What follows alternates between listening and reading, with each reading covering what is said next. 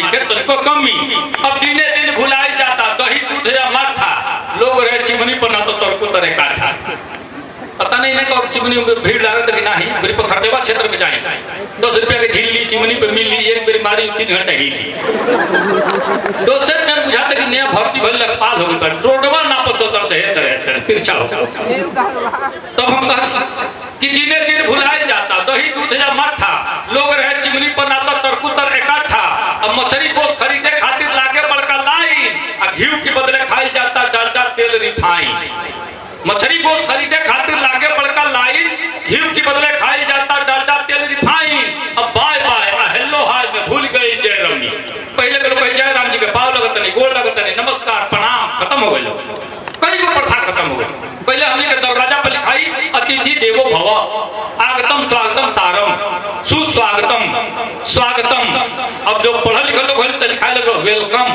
अब लिखाता कुत्तों से सावधान। ये घर में आदमी नहीं सब कुत्ता बन सावधान रहिए लोग भाई। एक पिल्ला बा एक कुत्ता बा, लेकिन लिखा तो कुत्तों से सावधान। खबरदार घर में कुत्ते हैं आदमी नहीं है। इतना आगे हमने बढ़ गए। तब हम कहनी कि बाय बाय हेलो हाय में भूल गई जय रम्मी। बाप हो गई डैडी पापा नहीं थे तनिको कमी।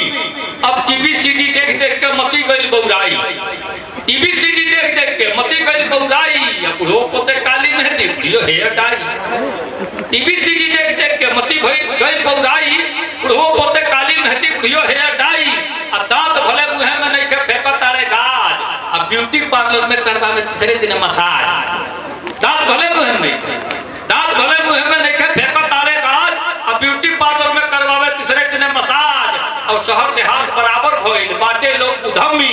अब बाप हो गई डैडी पापा नहीं के तनिको कमी। बाप हो गई डैडी पापा नहीं के तनिको कमी। समय हमारा खत्म हो गए। जाते जाते आप सबसे परिचय आपको बता के विदा ले ली। हमारा परिचय हेटर होला कि बाभन के जाते हैं पानी बेकार, आपो सब जाने लगी परिचय हमार। गाँव हो सकतुआ सकतुई थाना, जिला देवरिया तरकुलवा थाना। नाम बादशाह मसवारी में घोर बा, नाम बादशाह मसवारी में घोर बा। जागी ले रात भर चोरन के डर बा। बाटे पिछुआरे एगो पिल्ली सिकरिया, बाटे पिछुआरे एगो पिल्ली सिकरिया। गटई को उजर पर सब दे करिया। भोंके ना धीरे से धरे कपच के आवे के होके दे भाई बच के। अब देखते में ओकरा का होला बुखार, आपो सब जाने लगी परिचय हमार। अब 12 महीना अंधरिये के आस बा, चारों ओर बांस खूब जा कंजास बा। अब दिया दुआरे के तनको बुताला, रोह पूर्णिमा अमावसा बुझाला। एक बेर हिट जिन भादों में आवे, जिंदगी में फिर को मुंह न दिखावे। एक बेर हिट जिन भादों में आवे, जिंदगी में फिर को मुंह न दिखावे।